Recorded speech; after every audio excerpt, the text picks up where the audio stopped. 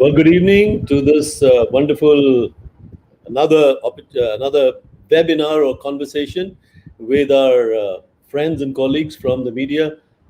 We resume this year with our exceptional series that we had started a year and a half ago, I believe, called Coffee with a Correspondent.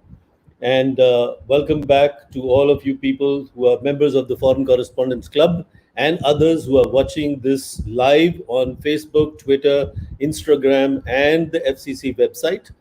And my name is Munish Gupta. I'm the president of the Foreign Correspondents Club. I am here to welcome my colleagues, Elizabeth Puranam from Al Jazeera and Emily Schmall from the New York Times, who are also members of our governing committee of the Foreign Correspondents Club, to revive or resume this exceptional series that Emily started a year and a half ago, called Coffee with the Correspondent. We have some great guests here.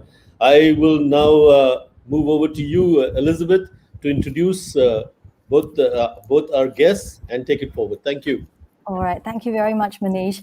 And thank you to Emily for giving me the idea to do this. And I was so inspired by her, I think maybe her first Coffee with the Correspondent that she did with Reuters, Danish Siddiqui, that I thought, right, I have to find my own photographers to have a conversation with. And that led me to Mani and to Indranil. And just to give a little bit of a background as to, why we're doing this, it has been an extraordinary past year for all journalists. The coronavirus pandemic has, of course, been like no other story that we've had to cover. The impact hasn't been as devastating anywhere as in India, but throughout the past year, journalists like Mani and like Indranil have risked their lives against this invisible threat, to capture the impact of COVID-19 on Indians. Their images are moving, they're haunting, they're sometimes even uplifting. And tonight we are going to hear the stories behind some of their work. They're also going to take questions. So please do send us your questions on Facebook, on YouTube, and on Twitter as well. And let's get right into it, because there are so many incredible photographs that I want to get through, or at least try to get through. And I'll just ask Anil to bring up the first photograph, which is taken by Mani. Anil, if you could bring up photograph number 1, which I've entitled Crouching Man. Thank you very much. I can see it loading. Wanted to start with this for a number of reasons, Mani. I mean, it's other than just how incredibly powerful it is, despite not really being able to see the man's eyes, his facial expressions clearly, because he's wearing a mask and a shield. His grief is clear. Can you tell us about this man, about how you took this photo?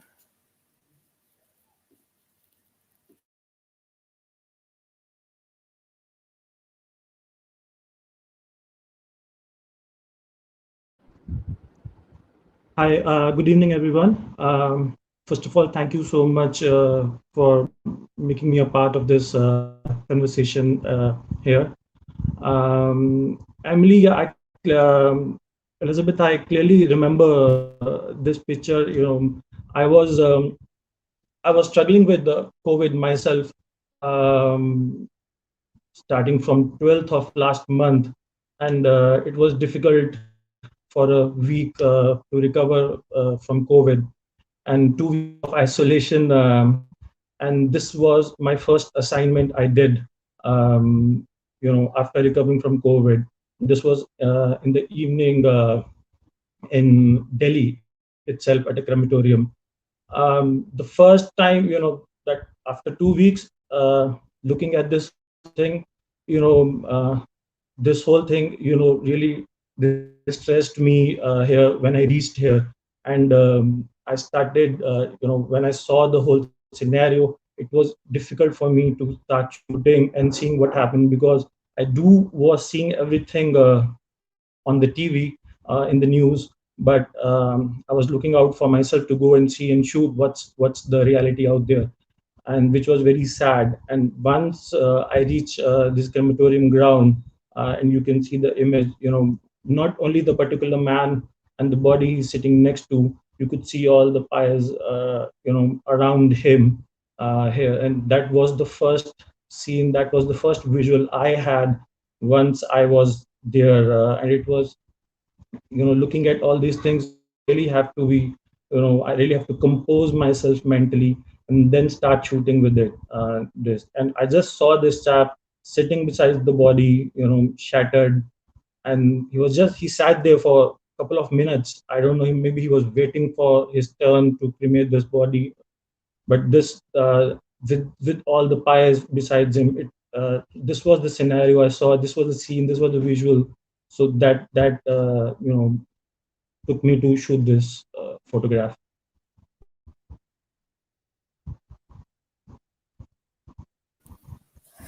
So he is with the body that's lying behind him. Is it because I think one of the other many things that makes it such a powerful photograph is at a time when there were so many mass cremations, you think that he is probably he's related to the person, the body that's behind him, but there's also the funeral pyre burning and the remains. There's so many remains of pyres around him too.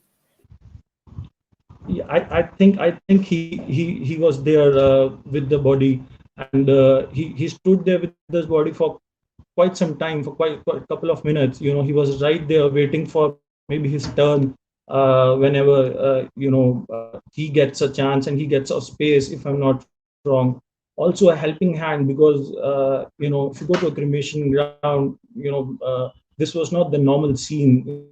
There were like number of bodies being cremated, but they were not, in the Hindu religion, you usually have around 4 people, but that's not what was the scenario there.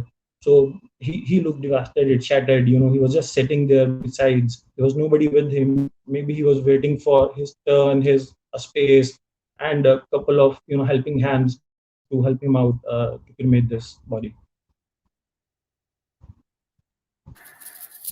Okay.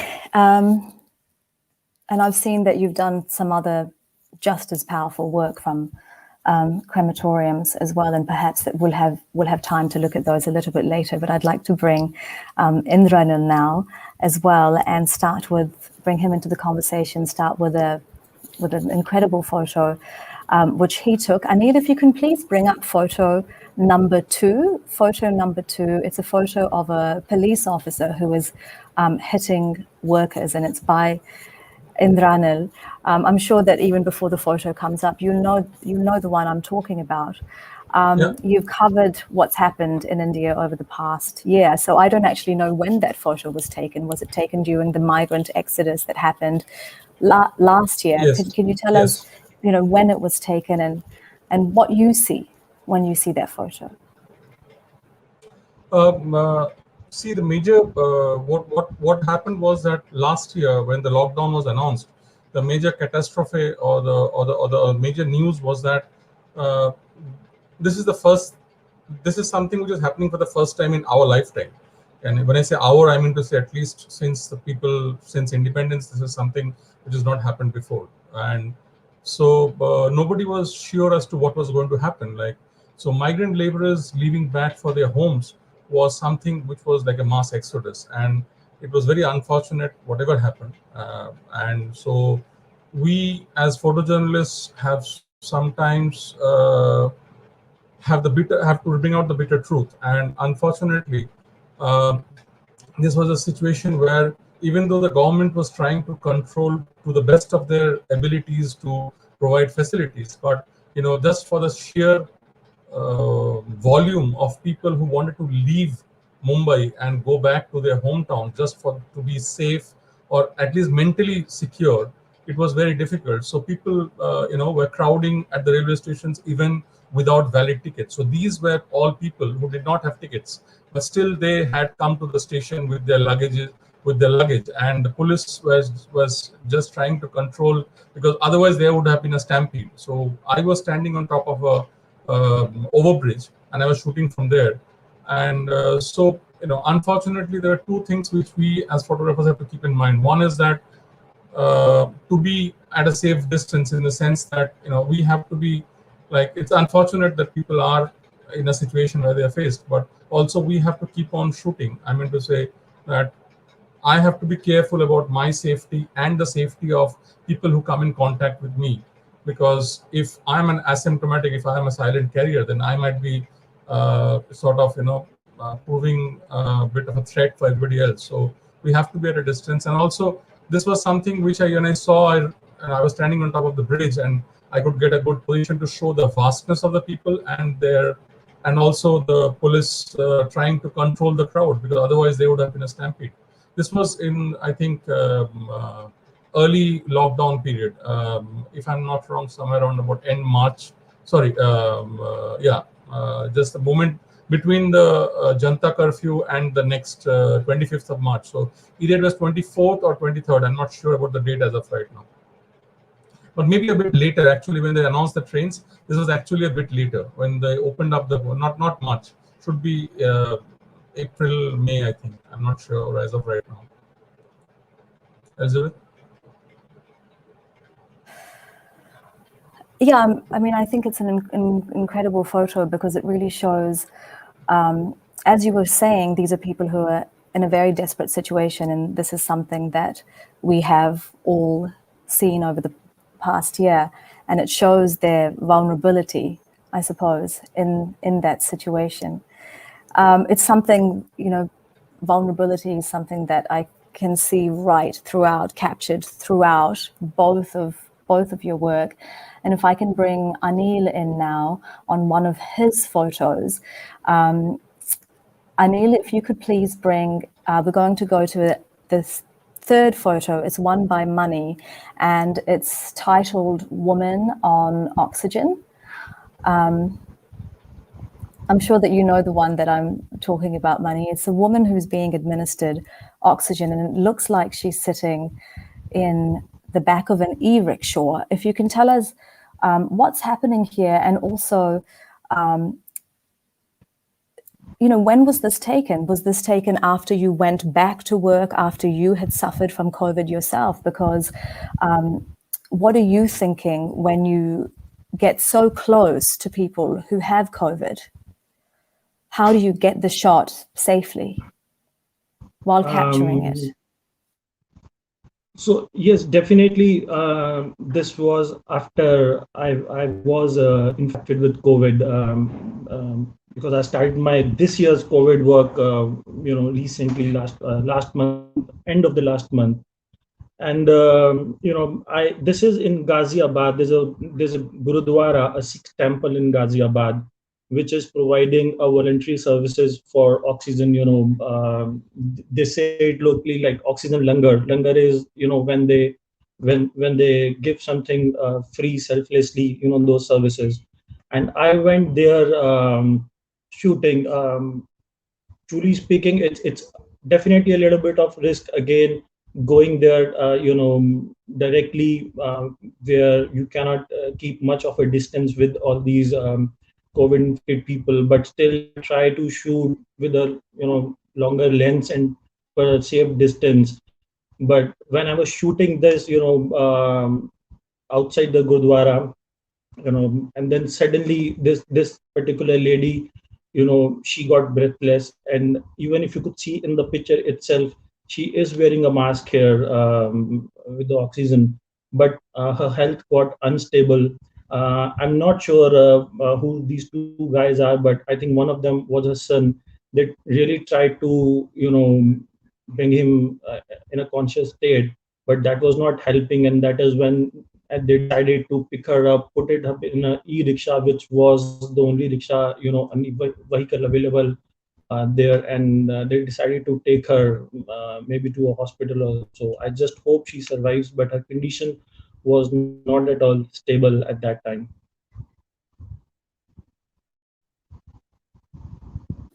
Just out of curiosity, Money, was it a decision that you made to go into, close to people who have COVID, going inside crematoriums? Was that a decision that you made that you were going to do after you had COVID?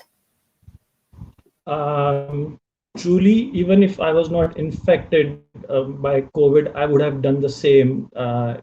That's my duty to do that. That's my duty to show what's to my pictures, like what's going around, how things are happening here. Even if I was not infected, I would have definitely done my work. I would have definitely went out, keeping a safe distance with mask and everything, and done the same.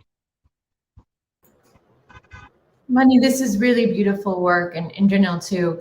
How do you both decide, when you're editing pictures, when you get back and you've taken a lot of shots, which shots are most emblematic of the scene that you witnessed? I mean, Mani, maybe we can start with this last picture we're just looking at. Why did you want for the world to see, a person sitting in a rickshaw like this? Like, what did that convey about the situation as you saw it?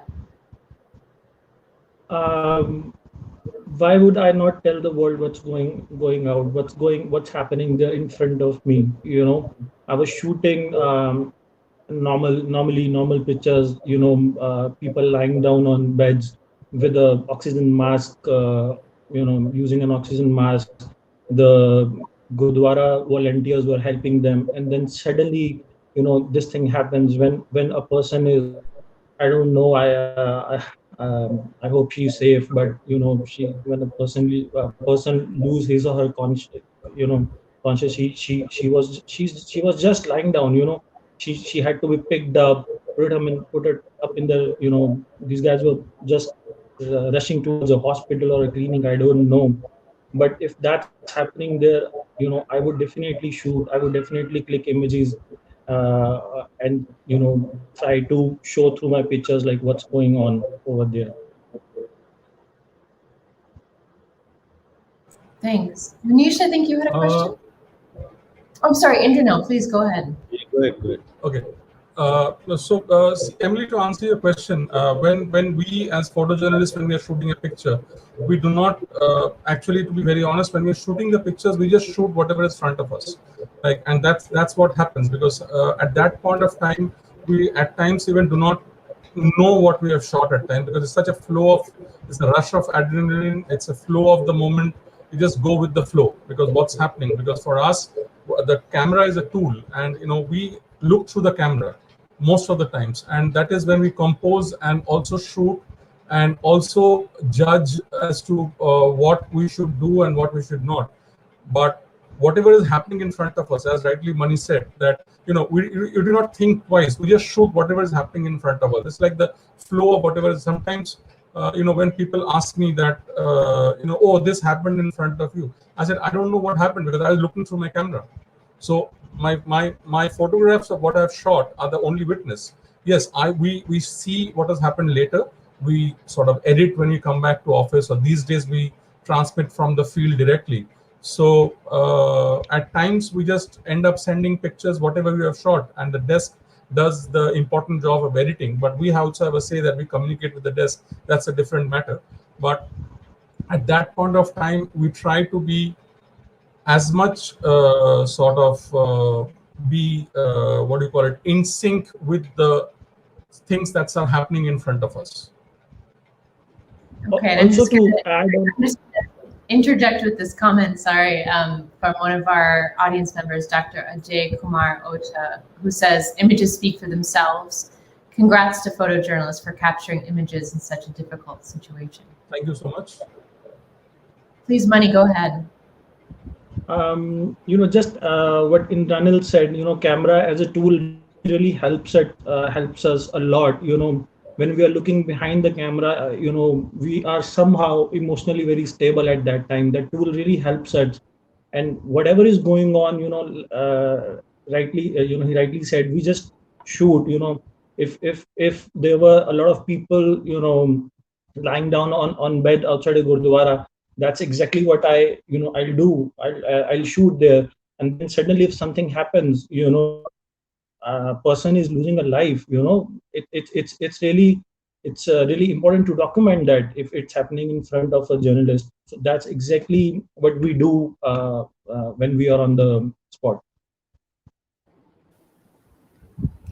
Hello, guys. Those were very moving pictures, but these pictures, like one of our guests, a commentators, one of our viewers said, speak 1,000 words. They actually give the real situation. They communicate the real situation of the pandemic and the tragedy. This is such a human tragedy.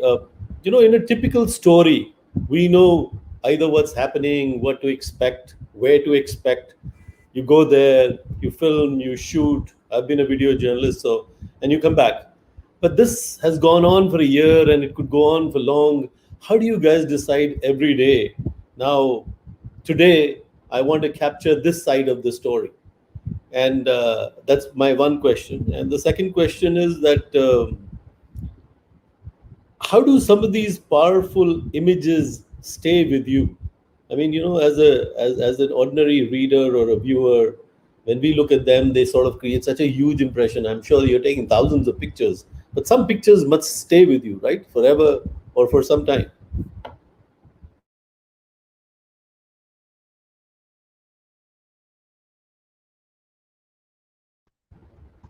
Should I? Good. Hi, Manish. As for your first question, like on how we decide, we have a we have a team, very efficient team of chief photographers, photo chief, and my colleagues, and we are usually in contact with them, and we keep on sharing information, telling them that what's going on. Through we also get to know through our field journalist friends, like what's exactly going on. Maybe vaccinations or cremations or this Gurdwara thing. We usually discuss it a day in advance or in the morning, and that's how we start. A day. I can always, I can always call and tell my chief that this is what I'm thinking to shoot today, and that's how it's coordinated in a very smooth way, and then we go to our respective places to shoot.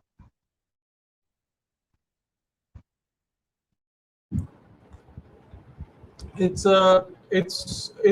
as Mani said, it is an efficient teamwork. Sometimes we have to follow the news as to what's happening. Like, for example, if there's vaccine shortage, or if there's a vaccination which is starting, we have to follow the news every day. So and that's what it has to be a regular process. It's not that we just cover it one day. As Emily and also Munish and Elizabeth, you all three said, we have been covering this for the last more than 1 year now. If you think of it, it's like 22nd March was the Janta Curfew, 25th March was the first lockdown, and today we are talking about 18th of May. So it's more than 1 month and 1 year and 2 months almost. So we have been continuously, and the flow has been changing. Like, we had the vaccination that started on 16th of January this year. Then last year we had the COVID, the wave came down and things started opening up. So we had to show that life was back to normal, sort of normal. And so people were shopping, marriages were happening, and then people were having receptions, and people were going out the offices. There were traffic jams. So in fact, so again suddenly the clampdown. So it is just as per the news as it develops. So we just go on illustrating with our pictures. And to answer your second question, Munish, yes, there's a lot of emotional baggage. It is not easy, if I may use the term. Like, we are also human beings. It is not like it's like a eraser or a slate, you just wipe it off, because the memory is a beast, the human memory, and it just lies entrenched into your head. Like, there are certain photographs which hit you as a person and not as a photojournalist, and they keep on sort of coming back at you, because unfortunately, we have to cover disasters and natural calamities in an agency over and over again, because as things happen, we have to cover news. So it is very difficult to not to get emotionally attached, but this is something which I think comes normally to us over a period of time. We learn to sort of detach yourself, and as I said, that the camera is a very important tool. It helps you to report, do your, this is something which is happening in front of us. That when I come back home right now, when we both, me and Mani, and even you people, when you're going out, the most important thing for us as a photojournalist is that at the back of my mind, that am I carrying the disease back home? So that's a fear which we live with. And like we, as Elizabeth asked, that we go to funerals, we go to cremations, we go to graveyards. So you have to be properly, always, it's like a boxing, your guard is always up. The moment you let your guard down, even for a minuscule time. And this is what I told few of my colleagues, that right now from March or April, we are back to, even though the year is 2021, I am back to my 2020 protocols of sanitizing, of safety, of wearing a triple mask or a double mask, depending on where I'm going. So we have to be really careful as to how we carry ourselves. And that is the most important thing. And on that note, Indranil, I want to bring up another one of your photos, because I know that, you are in Mumbai. You did so much work at Dharavi when cases were at their highest there. Exactly.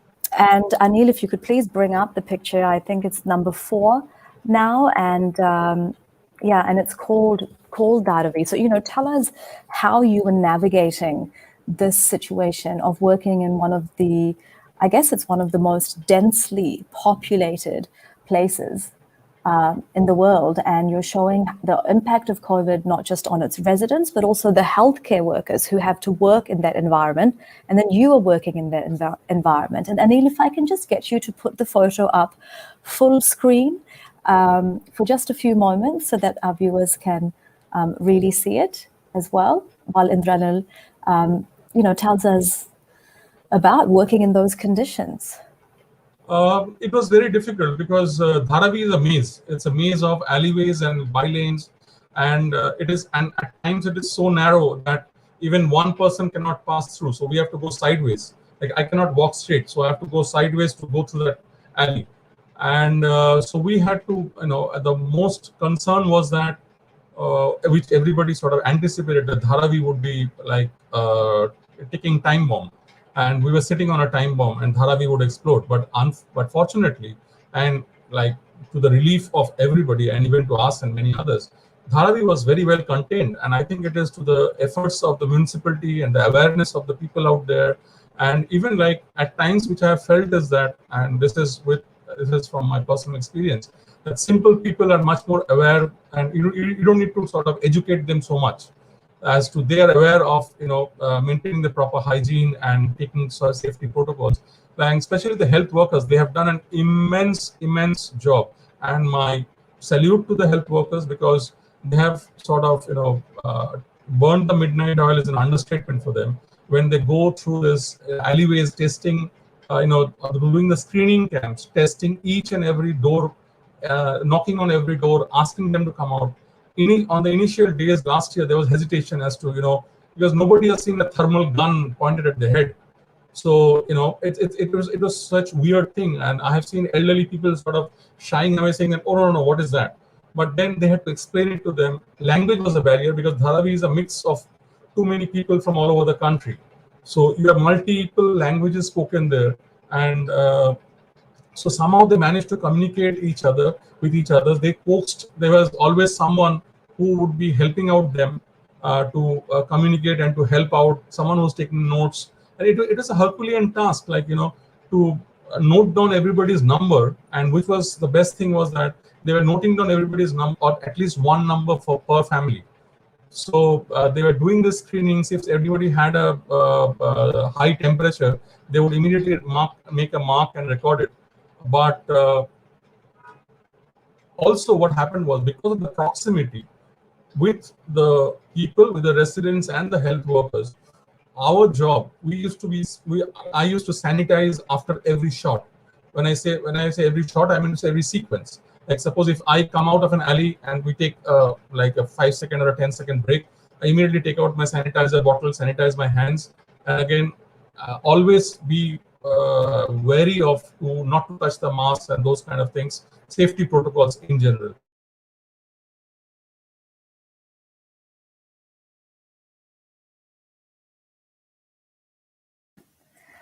Has Indranil frozen? Or is it me? Yeah. Indranil has frozen? Okay. Okay. But on a lighter note, what Anil said, I think on a very lighter note, I think after more than a year, I have more sanitizer in me rather than a blood. It's like sanitizing ourselves, changing masks, sanitizing the masks sometimes. It has just become a daily regime with us now as photojournalists. These days, using all the sanitizers and all. So Well, and it's kept you safe, and it's kept you both safe despite what you've been doing over the last year. Emily? definitely, it is utmost I just important. want to interject quickly with a question from the audience. Diksha Nishalwan asks, how do you balance the need to remain focused on the problem and all of its complexity and your own emotional health, whatever you need to do emotionally to be able to do such a difficult job? Money, you sort of touched on this. You talked about the camera providing some sort of emotional stability in the moment. But of course, when the work is done and the adrenaline is starting to leave the body when you're back at home, I think this question is really about how do you take care of yourself well enough to be able to keep doing this every day? Yeah, see, truly speaking, Emily, it does affect our mental health, because after all, we all are humans.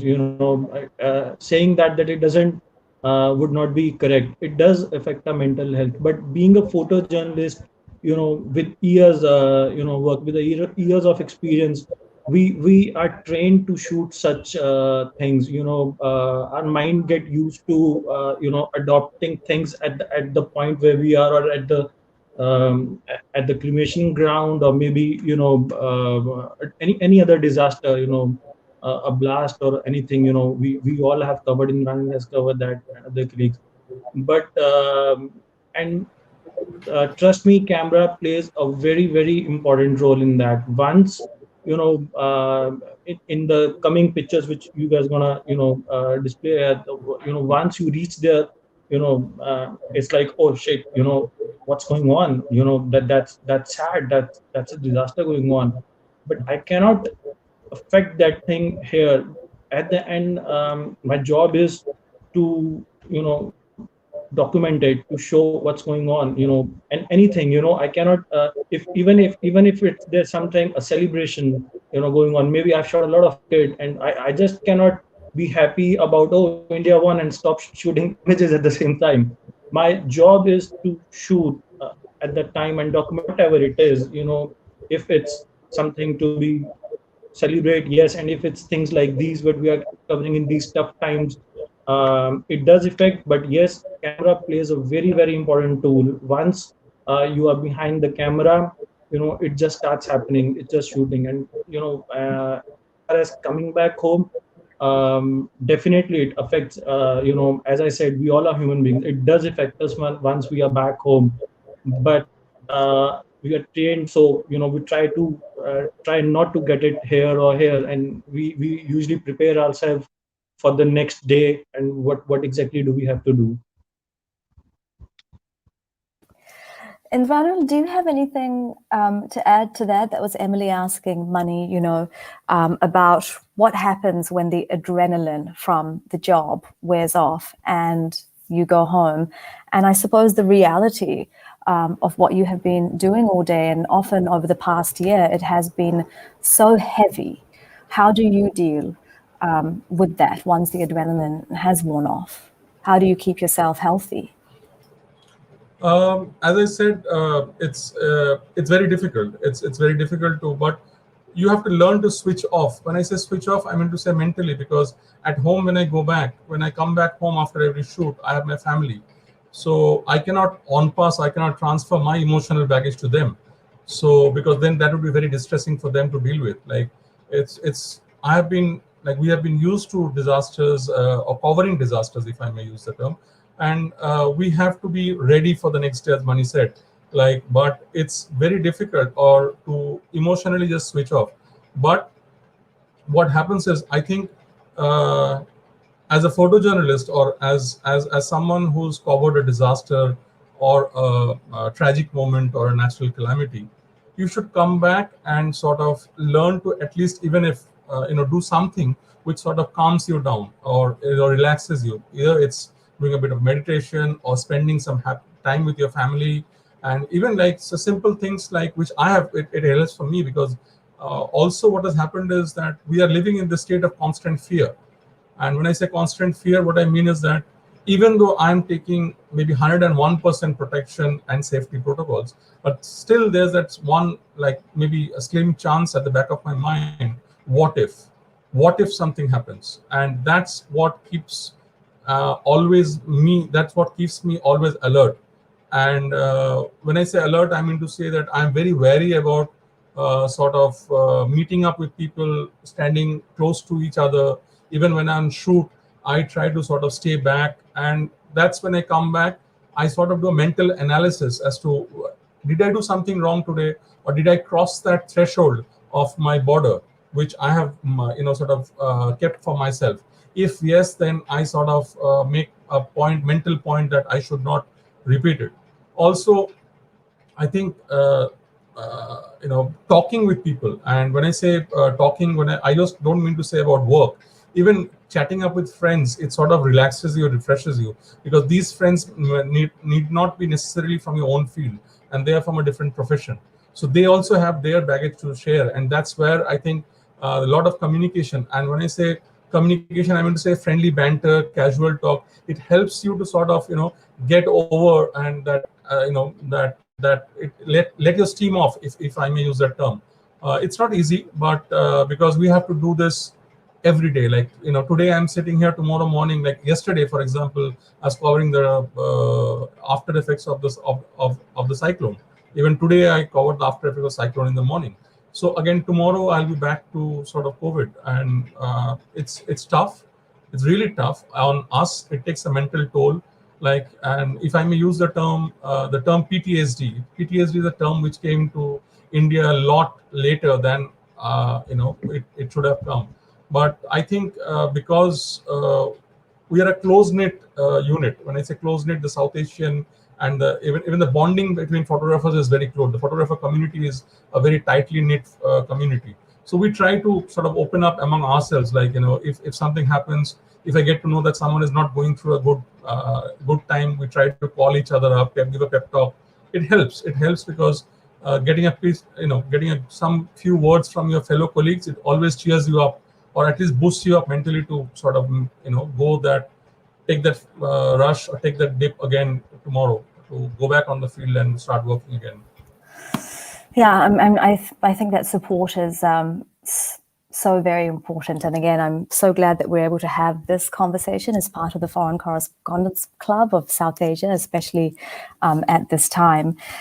So many great questions coming into us, and I want to touch on a lot of what both of you have been saying about covering grief. Indranil, you were saying, you not second guess, but you really think about how close you've come to subjects over the past year because of the virus. Anil, if you can bring up a photo, it's called Mourners in PPE. It's photo number 5, and it's called Mourners in PPE. And I want to bring this up because it's taken by Money, and you are so close. I mean, you must be in the same room as this, obviously in the same room and very close to these people, Money. And we have a question from Gans Raj, who says, how does your work reflect on maintaining the dignity of your subjects? You are capturing 2 people at what will be one of the worst moments in their life. There have been so many questions about covering this pandemic, about how to show this level, the scale of suffering, while still being, can you still be respectful to the people that you're photographing? And I can't see how you would have been able to take this photo without these people knowing about it. So yes, the question, if you can tell us about this photo, and the question again is, how does your work reflect on maintaining the dignity of your subjects, which I think is so important as journalists?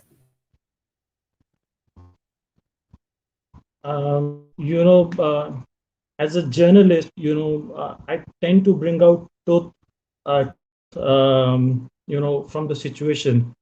As far as this image is concerned, this is again, in a different auditorium, and it's not that I just go and start shooting immediately. It takes me a little time to sink in with the situation, what's going on. Again, when these people also see me there, they know, and what I'm doing, they know. They sometimes they even ask, and I have to explain them that who am I, what am I doing, maybe a distant relative, especially in this particular image what you are what you are showing. This happened with me. A distant relative asked me like about myself, so I politely explained to him who I am, what I do, what's my duty to do. And he was pretty okay. And if you could see the image, the one guy is embracing the other one. I made sure I was in the same area of the room, but I made sure I shot it from a little behind, so that I could still keep the sense of the image on, like, these guys were together, they lost their family member, and then shot it. And this is my duty to do that, duty to show what's going on in our country right now. And that's exactly what I'm doing it. If may I add one comment of mine here, please? Of course. Also, we have to think as to when we shoot. I think I speak for many also. Whenever we are shooting pictures of someone, it's a grief. We also, at the back of our mind, I think at least it happens for me and a few others, I'm sure for Mani also, that what if, as I said, for me, what works is I keep repeating this. There's a phrase which I use, what if? And when I say what if I was in that position and someone else was shooting a picture of mine? So I try to be respectful of the people whom I'm shooting. Sometimes what happens is that even though you do not actually take a written verbal consent that yes, I'm shooting pictures, because it is not possible in most of the times to take a written consent. But the people whom you are shooting, they know that you are shooting their pictures. So it's an eye contact. It's if they say that no, we immediately stop shooting, and that's what happens to us. We respect the privacy and the dignity of these moments because these are private moments. It's unfortunate that we have to record them because we are chroniclers of time, as I describe as because if we do not chronicle these moments, this maybe 100 years from now, like we are talking about the Spanish flu right now. If nobody had documented those pictures, then we would not have known what was going on at that point of time. So maybe 50 years down the line, when something happens, or even if people refer to these things, they would know what was happening, what had happened now. So I think we as chroniclers of time have an important role, responsible role to play, because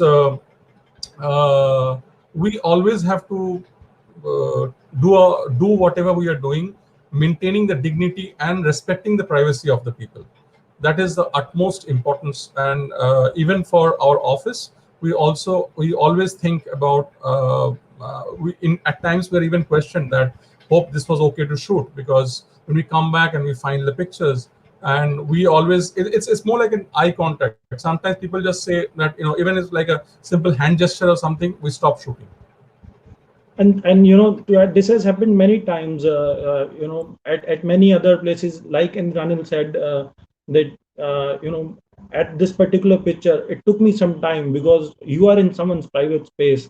So I was very sure these guys are looking at me. And as I said, one of the distant relative or maybe a friend who asked, like, bluntly, who I am.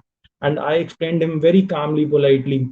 And then he was pretty okay. And there are many times, even if they say no, our cameras are down because we really, really respect other people's emotion. And it's not very, easy for us. It's painful to shoot such a thing. We also get disheartened, like what's going on. But rightly he said, if we don't shoot, it won't be documented. How would people come to know in coming years what happened and how the situation was at that time? Otherwise, it's easy to forget. Once the time is gone, it's easy to forget. Though we really want to forget such time, and we really pray this doesn't come. We don't need to shoot this. But yes, it's important to document this thing. So we do that, keeping everything in mind and keeping the dignity of the place and the people we are around.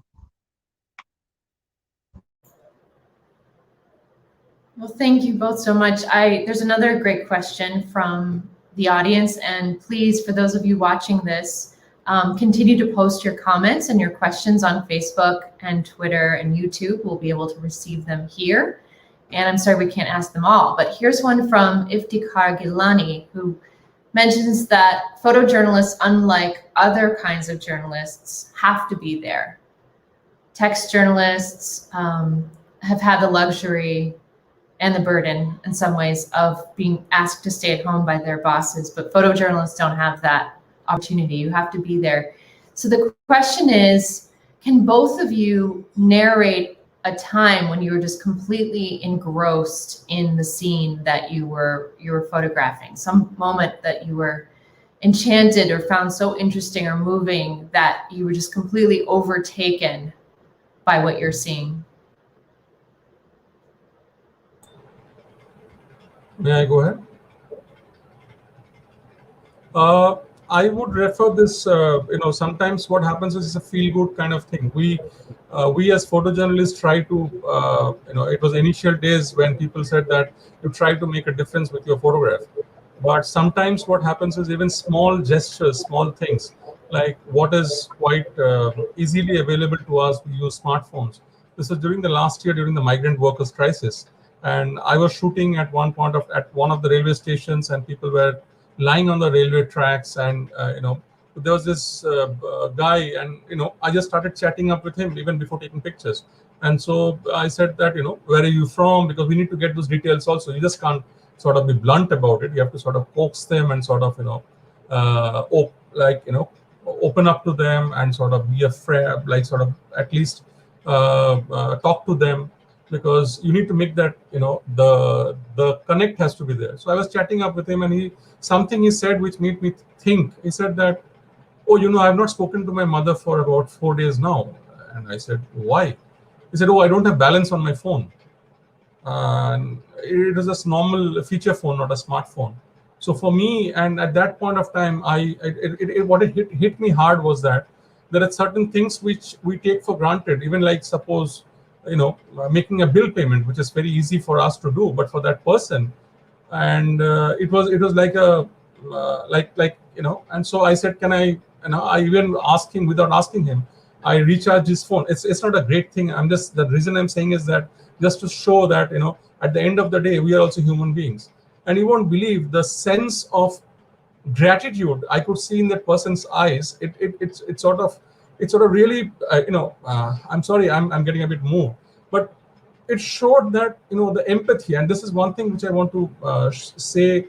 I've seen a lot of empathy coming out of a lot of people who have, and even the have-nots, people who do not have enough food or enough resources. Even they have come out to help people in grief.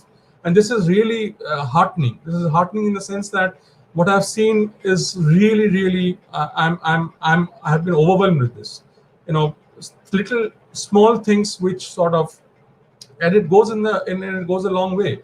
On that day, I realized that how much that simple phone call to the person back to his home, to his mother, and his mother was happy, and he was happy that at least he could speak and tell her he was he was alive. As simple as that. So I think these are moments which sort of as Munish asked me that, how does this stay with you? Yes, these are moments which really stays with us. These are moments which sort of help us to go that extra mile. And Indranil, on that note, I want to actually bring up a few of your photos, which are so uplifting, I found, even though they were taken during the pandemic. And I know that you took a lot of pleasure in little things like taking photos of the street art, the COVID street art. But before we get to that, Anil, can you please bring up the photo? I've lost count now of where we are, but it's called Henna. Henna by Indranil. There's two of them. I think they were taken at the same place. Henna and also red saris. So if we can have a look at those, because they're joyous. What's happening there? The photographs that you mentioned was of a mass marriage which happened when the lockdown had eased up a bit, and so even like in a mass marriage, these are all the brides which are on the dais. And so each of the brides, they are being tested, they have been screened. And it was such a surreal moment for me that in here we are, the person's one of the happiest moments of her life, and she's being screened for body thermal temperature for COVID scare. So also what happened was, I liked the contrast of the hands. The bride on the right, she is totally decked up on a bridal finery, and the health worker on the left, she's just doing a job. So it is that's in a way what reflects that even though life went on, in both sides, people were getting married, whereas this health worker, she was getting doing her job. Even the next picture, that's a wider shot of what she was doing. And so as you can see, there were lots of brides. I think there were 73 brides that day, 73 people who attended the mass marriage, or who sort of mass marriages were solemnized. And there's this lady, she was a medical worker from a nearby hospital, and she was just doing her job. So yeah. And the surreal, and why I like that picture, as you said, is that even though you do not see the faces or anything else, you know what was going on. On one hand, you see the gloved hands and the infrared thermometer, and the other hand, you see a woman's hand, or a girl's hand, I would say, in bridal finery with henna decked up on her hand. So yeah, it was like, we are uh, it's in contrast. In a COVID, we are talking about, that's the end of life for some people, someone who's losing their loved ones. It's really sad. And on the other hand, it's a start of a life for someone. Some people, like all these ladies who are getting married, it's the start of a new life. So that's what I wanted to show.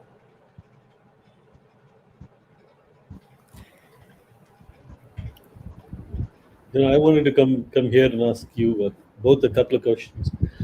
It's incredible. We span the entire horizon from pain and agony and suffering to joyous moment, and it's rejoicing. And you said it very rightly, both of you. You mentioned a few things about dignity, ethics. You also mentioned that memory is the beast; it stays with you, good or bad. And then you also look at good people doing good deeds, and sometimes you come across ill or social ill or evil. But tell me something, in the middle of all this pandemic, in the last 15 months or 14 months, uh, how many pictures did you capture or did you see which gave you or would communicate a sense of hope, rejoicing, whether it was somebody recovering, going home, or a vaccination shot? People really thought that, oh my god, vaccine is going to save me now. It's the other side of the pandemic. And what kind of response do those pictures evoke for you in general? That's to both of you. There are quite a bit of pictures, especially as you said, vaccinations. When the vaccination started, and we used to go out and shoot, um, uh, there weren't many people coming out for vaccinations, though I know it was meant for 60 plus and then 45. But suddenly, with the second wave, when now I go and shoot vaccination, you see a lot of people, of all age group coming out. Government has done a great, job bringing out the largest vaccination drive, and you see people coming out and shooting, people coming out and going for the vaccination, which really brings a new hope that yes, people are coming out. They want to fight with this pandemic. They want to come out of this thing. And right now, other than the precautions we are taking, vaccination is the only thing that can save us or protect us a little with this. So it feels good when you go out and see a lot of people coming out for vaccinations. Also, secondly, when I see a lot of people helping other in one way or another, it really those assignments, it really makes me feel happy, light, changes my mood, but I'm shooting generally every day, like maybe cremations or other things. But when you see people helping, recently I covered shot, there's a family, there's a woman who was infected with COVID. The whole family got infected with COVID, and they struggled with their daily meals. The mother was admitted in the hospital, and the kids couldn't do much rather than ordering online or thing. So that's when they decided that once we are over the infection, once we overcome the infection, we are healthy, we'll start providing meals. And if you see that just a normal household, middle class people making food, providing. A friend of mine is doing the same, and he's doing voluntarily. He's raising funds, making food, delivering it to doctors. All these things, when you shoot or when you see, when you hear, it really feels light. It really feels good about it. Gurudwaras and other even I don't want to bring religion in this, but still other temples, they are also doing the same good thing. So when I shoot those things, when I shoot vaccinations, it gives you a ray of hope that yes, we are not alone. Everybody is there with us, and people are helping each other, knowing it's a risk coming out, getting together, making maybe food or something, but still they're helping it out for doctors, for health workers, for people who are suffering from COVID, who can do it. It's really hats off to all of them also who are doing that for the community altogether. Yeah, absolutely. And I just wanted to say, Mani, that that's one of the other reasons that the photo of the woman who's being administered oxygen is so powerful, because you don't just see her vulnerability, her family members who have their hand on her neck, who are worried about her, but also I recognize the man who's standing in the background, who is in charge of the NGO, because he has been helping so many people and he has been covered. So I think that there is a lot that's in that photo that sums up that situation. They all are doing selflessly, day in, day out. They all are selflessly, starting in the morning. And there was this time, it was not very easy to get, there were oxygen cylinders, but still they were managing. And all for these people who are infected, with COVID and struggling, and they were doing it, and it really feels good. Again, the other part came that sometimes we also get to shoot such thing that happened in front of us. But overall, when you go there, if it gives you a little distress, a little sad thing, painful thing, that what's happening. It, on the other hand, if we see it, it's important to show what these guys are also doing. It is important to document them also, like who people are helping. The community is together, keeping all caste, color, creed behind. They are coming forward to each other. Be it's providing oxygen, be it's providing food. At the end, they all are helping the other people out there. Yeah, I mean, we have definitely seen the best of humanity over the past year as well. Unfortunately, we have almost run out of time. So I would just like to ask Indranil, this I'm just seeing more questions coming through, which I wish I could ask, but we've actually almost run out of time. Indranil, would you like to say any? Do you have any closing remarks? It's very difficult to sort of to continue. This is something. This is one assignment which has continued, which has changed me so much. And when I say change, I have covered riots, I've covered war, I've covered floods, I've covered I don't want to go on. The list might seem enough. In my 31 years of career, it's like out of which 26 is with AFP. So it's been a long haul, if I may use the term for airline industry, long haul flight. So, but what has happened is, this is the first time I don't know where the enemy is. The enemy is invisible, and that's what very scary. It's very scary, and I get goosebumps. And right now I'm getting goosebumps. It's like whenever I go out to shoot, that's what is at the top of my head. That I don't know where the enemy is. When I say enemy, I mean this is the virus. The virus can be the person in front of me, the person right of me, left of me, behind me. It can be anywhere. It is like the sort of mutant. It's like the Terminator movie. The virus changes it into some other form. So I do not know who's carrying the virus. It may be an asymptomatic patient, perfectly normal. It can be a friend of mine, And I'm sure in the last sort of 1 year or so, maybe last 6 months or so, someone or the other close to us, we have lost someone. And which is very difficult, because also what happens is, I'm sure you must have faced it, because we are journalists, people think that we have more contacts, we have more access. So when people reach out to us for some help, it really pains that you're not able to get that. And we try our best to sort of dig up contacts, or at times I have forwarded a WhatsApp forward and the person says, oh, I've already got it. So I feel so bad that I'm wasting his time when he needs some good leads for an oxygen cylinder or some bed, or even for remdesivir medicine. And this is not in one city. I'm sitting in Mumbai, as Mani is sitting in Delhi. We are trying to sort of pull in contacts in Bangalore, Kerala, Chennai, wherever it is. Someone, you call that person and says, hey, do you have any leads for a bed somewhere?